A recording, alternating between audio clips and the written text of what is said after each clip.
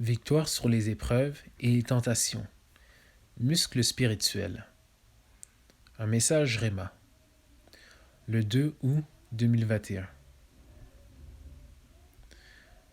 Bonjour frères et sœurs et famille Hardwellers.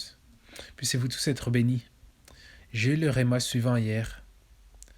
Cette troisième part, je la mettrai dans le feu. Je vais les raffiner comme de l'argent et les tester comme de l'or. Mon cœur s'est affaissé. Chaque fois que j'ai reçu celui-là, cela signifiait qu'une épreuve s'est préparée sur mon chemin. Et dans mes épreuves, le feu est vraiment chaud. J'ai eu ce Réma en juin, et vous avez vu le fruit de mes épreuves concernant Derek, comment je traversais un tourment émotionnel. On a également perdu l'un de nos chers intercesseurs, qui était comme un frère pour moi. J'ai prié et attendu la percée en espérant que c'était juste au coin de la rue. Alors, je suis devenu découragé quand j'ai reçu ce Réma, pensant « Seigneur, je suis tellement fatigué que je ne suis pas sûr de pouvoir faire une autre épreuve enflammée. S'il te plaît, quand les choses vont-elles changer ?» Je ne sais pas s'il s'agissait de Derek, de la communauté ou du ministère. Puis, j'ai eu une lecture du livre Imitation de Marie, et le chapitre était Préparation à la mort. J'ai pensé, bon sang. Je savais que, quelle que soit cette épreuve, j'allais mourir à moi-même encore une fois. Quand j'ai cherché le Seigneur en utilisant les promesses bibliques, il semblait qu'il avait confirmé qu'il s'agissait de la chaîne.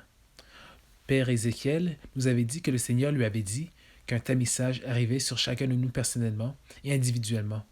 J'ai donc demandé à notre petite famille de prier en se couvrant les uns les autres, le ministère et la chaîne. Puis, ce matin, dans la prière, j'ai senti que le Seigneur me disait qu'il s'agissait de Derek.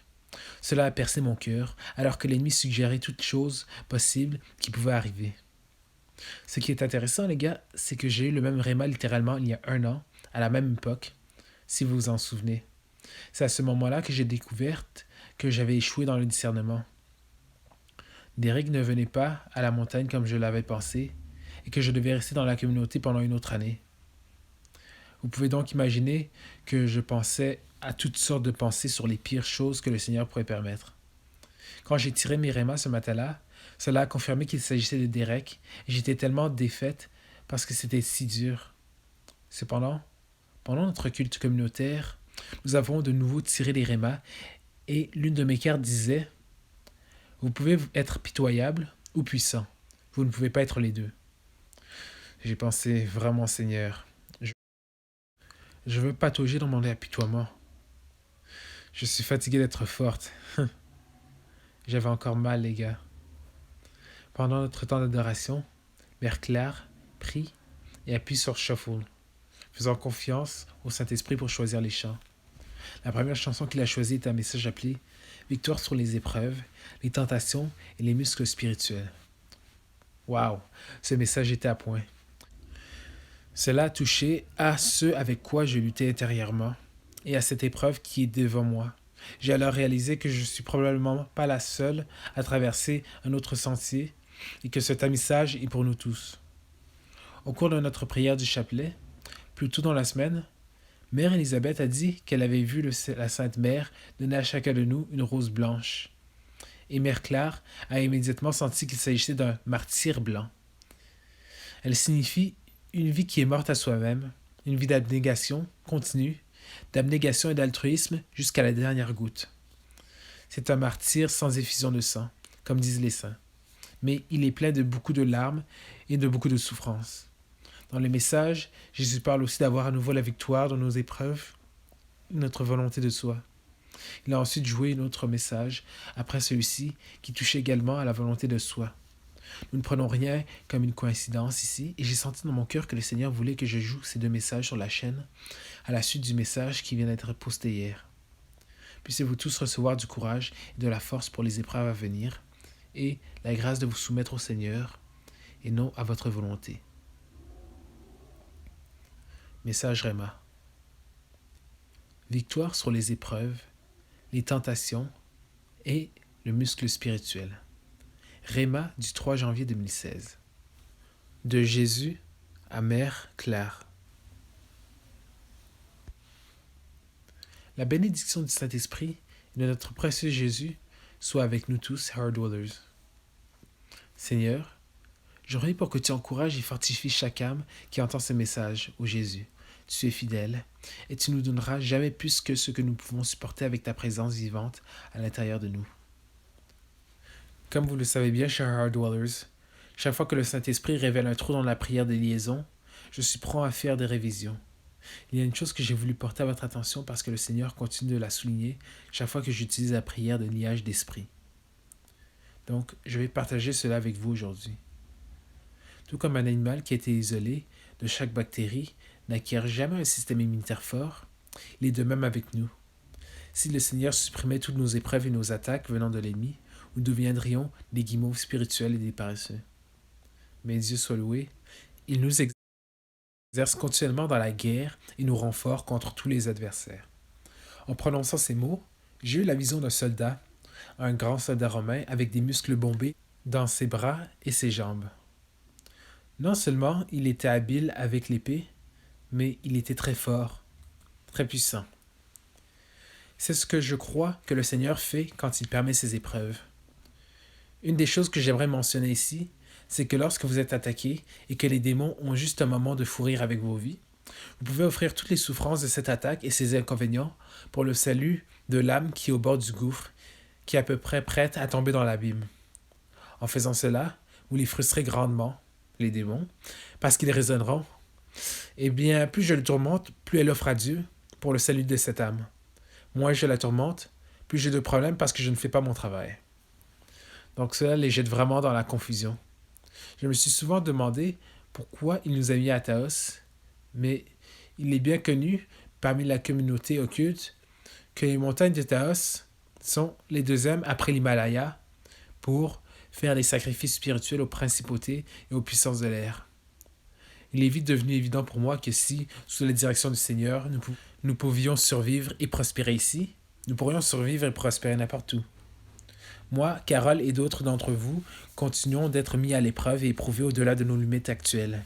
Il semble qu'il n'y ait pas de fin au chagrin et aux douleurs que nous souffrons dans cette vie, bien que pour la plupart d'entre nous, cela ne ressemble en rien à ceux qui se retrouvent dans les camps de réfugiés qui fuient des régimes impitoyables. Mais encore, en tant que pays du premier monde, nous souffrons de nos propres malheurs et épreuves. Chaque jour qui passe, nous avons un choix à faire. À nous plaindre ou à venir à Dieu pour avoir plus de force pour endurer. Croyez-moi, je ne dis pas une minute que je ne me plains pas. Donne-nous du secours contre la détresse. Le secours de l'homme n'est que vanité. Avec Dieu, nous ferons des exploits. Il écrasera nos ennemis. Psaume 108, versets 12 et 13. Je suis la première lâche parmi vous tous, alors soyez à l'aise. Je suis vraiment la pire de vous tous. Donc je sais de première main toutes les plaintes et la peur de la douleur. Pourtant, chaque jour, il me donne la grâce de vivre et de lui offrir un échec douloureux de plus dans mon corps, ou la perte d'un autre animal cher à nos cœurs. Il y a 2 jours à peine, nous avons dû dire au revoir à notre abbé d'environ 14 ans, qui a poursuivi une mule et a reçu un coup de pied dans la tête. Nous l'avons soigné et guéri pendant près d'1 an, et pourtant ses blessures guérissaient et revenaient jusqu'à ce qu'il soit évident qu'elle avait fait son tour de service ici sur Terre et qu'elle méritait sa récompense. Dire au revoir est si difficile. Mais un jour, nous pourrons dire « Ô mort, où est ta victoire? Ô mort, où est ta piqûre ?» 1 Corinthiens 15, verset 55. Note intéressante à ce sujet. 555 désigne les blessures du Christ et ses souffrances. Chaque fois que je vois 555 sur une horloge, je me dis « Oh bon sang, nous y sommes maintenant. » Une sorte d'avertissement pour ainsi dire. Quoi qu'il en soit, nous attendons avec impatience la comité d'accueil lorsque nous serons enfin pris en charge et sortis d'ici parce que tous nos animaux de compagnie seront là. Que fait exactement le Seigneur? J'ai appris de 2 décennies d'expérience que le sang des martyrs est vraiment la semence de l'Église, à la fois d'une manière évidente comme les décapitations en Syrie, et d'une manière moins évidente, la mort d'un animal de compagnie, cher, et même une maladie prolongée qui ne cédera pas à la prière. Soit dit en passant, cette expression, le sang des martyrs est vraiment la semence de l'Église, est venue de Tertullien au IIe siècle. Il était un père de l'Église. J'ai reconnu ces choses qui se produisent dans chacun de ces événements, une offrande de jeûne, de ce qui nous est cher pour la propagation du royaume de Dieu. un renforcement dans l'endurance et la résolution d'accepter tout ce que le Seigneur permet dans nos vies. L'apprentissage du détachement. Quand Daniel analyse, la seule chose dont nous ne pouvons pas nous passer, c'est lui. Enfin, le Seigneur permet certaines choses dans le cadre d'une discipline nécessaire à notre sanctification. D'ailleurs, j'ai été poussé plus de 3 fois à vous parler du livre Abandon à la divine providence, écrit par Jean-Pierre de Caussade. Il nous donne un regard profond sur la pensée et l'œuvre de Dieu pendant les épreuves. C'est un classique spirituel, un peu comme l'imitation du Christ. Il m'a aidé, comme aucun autre livre, à accepter avec docilité les voies de Dieu dans ma vie et à abandonner la bourse de ma propre opinion en m'appuyant sur la sagesse du Seigneur et non sur mon raisonnement humain superficiel. Très bon livre. Mais, pour en revenir à la discipline, comme l'un des éléments des épreuves, le Seigneur discipline qui il aime et il flagelle tous les fils qu'il reçoit. Hébreux 12, verset 6. Paul savait certainement tout de ses fléaux et des souffrances permises. Il a tellement souffert. Donc, ce que je veux dire ici, c'est que même si j'aimerais écrire une prière pour couvrir toutes les éventualités, tous les démons et toutes les situations, ce n'est tout simplement pas possible. Si nous arrêtions d'avoir des attaques, nous deviendrions des faibles spirituels encore plus grands. Ainsi, bien que nous puissions prier contre eux, nous devons finalement accepter la divine providence lorsque le Seigneur le permet, malgré notre vigilance et nos prières. Il construit des muscles spirituels, les gars. Détachement des plaisirs terrestres, y compris l'approbation des êtres chers et les souffrances physiques, épines dans notre chair. Pour aller encore plus loin, beaucoup de hardwallers sur notre chaîne se sont plaints que peu importe à quel point ils essaient, ils ne peuvent pas se débarrasser du tabagisme, ou céder à la tentation sexuelle, ou à l'avarice, ou à toute autre faute qui nous tourmente, un peu comme une épine dans la chair. Ici, Paul explique, à l'aide de son exemple, exactement ce qui se passe. En raison de la grandeur surpassante des révélations, pour cette raison, pour m'empêcher de m'exalter, on m'a donné une épine dans la chair, un messager de Satan pour me tourmenter, pour m'empêcher de m'exalter. Waouh, quel bel aperçu! 3 fois, j'ai prié le Seigneur de l'éloigner de moi, et il m'a dit, « Ma grâce te suffit, car ma puissance s'accomplit dans la faiblesse. Je me glorifierai donc bien plus volontiers de mes faiblesses, afin que la puissance de Christ repose sur moi. » 2 Corinthiens 12, versets 7 à 9. Ainsi, Paul se vante de la puissance de Dieu qui travaille à travers lui, mais la raison principale était de le garder humble. Chaque fois que je ne parviens pas à combattre une sorte de tentation, le remords suit et je suis à nouveau humilié. Donc, si le Seigneur ne vous donne pas le pouvoir de surmonter vos tentations, regardez vers l'orgueil, cherchez à juger les autres, regardez le manque de compassion et de miséricorde. C'est là que je trouve mes faiblesses, et puis je comprends bien, le Seigneur m'humilie. Dès que je me relève de ma fierté, les tentations cessent. N'est-ce pas incroyable? Alors Seigneur, as-tu quelque chose à ajouter? Il a commencé.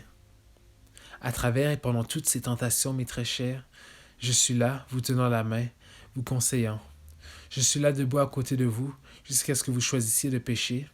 Alors je dois douloureusement détourner mon regard. Oh, comme le péché est aggravant pour moi. Pourtant, bien que je vous permette de trébucher, de tomber et de retenir la grâce du soutien pour vous permettre de vaincre, si cela n'était pas absolument nécessaire pour votre bien supérieur à la fin, je ne le permettrai pas. La solution est toujours que vous vous précipitiez vers moi, que vous tombiez à genoux et que vous imploriez les grâces pour surmonter les épreuves et éviter de m'offenser. Quand votre motif devient « ne pas m'offenser », vous êtes sur l'autoroute de la sainteté. La seule autre chose qu'il vous reste à faire est de vous humilier en dessous de tous les autres, de voir leurs vertus comparées à vos échecs, et de savoir sans l'ombre d'un doute que vous êtes l'âme la plus petite, la plus faible, la plus facilement compromise que vous ayez jamais rencontrée. Restez dans cette station, vous gardez très près du fond de la roche, totalement dépendant de moi. Et vous êtes beaucoup moins susceptible de pécher. Méfiez-vous toujours des moments de victoire ou d'achèvement d'une tâche. C'est à ce moment-là que vous êtes le plus vulnérable et susceptible de laisser votre garde. Votre ennemi attend, s'étend, et vous persuade de prendre votre vertu pour acquise, pensant secrètement que vous êtes au-dessus de tomber comme les autres. C'est le moment le plus dangereux de votre vie jusqu'à présent. Lorsque vous aurez conquis des montagnes escarpées encore et encore, s'attend cette prochaine montagne où vous détendrez votre garde et vous asseoirez sur vos lauriers. Ce sont les moments où l'humilité a été abandonnée et ce sont aussi les moments où elle est le plus nécessaire. Ravivez toujours votre conscience que vous êtes positivement nul en vertu sans ma grâce.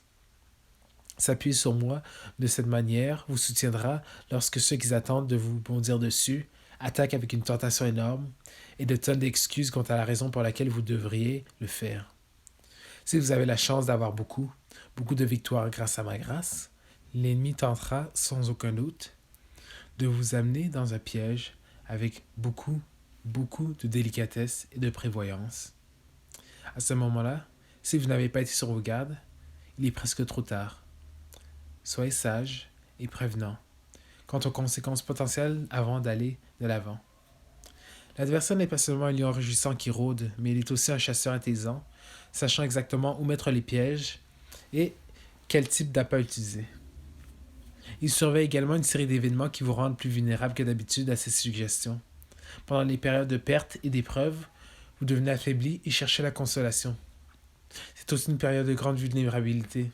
Bien qu'à ces moments-là, vous soyez toujours plus en sécurité qu'après une victoire majeure, car alors vous vous sentez vaincu. Lorsque vous vous sentez vaincu, vous êtes généralement plus sur vos gardes. Je vous ai donné ces instructions, mes épouses ravissantes, parce que vous êtes si proches du temps de vos noces, et je veux que vous maintieniez votre intégrité jusqu'au bout. Sachez que votre plus grand ennemi est votre volonté de soi, et que votre plus grande protection est l'humilité, qui penche toujours vers l'obéissance. Maintenant que vous connaissez ces choses, vous serez heureux si vous les faites. Mon amour est pour toujours avec vous, très cher.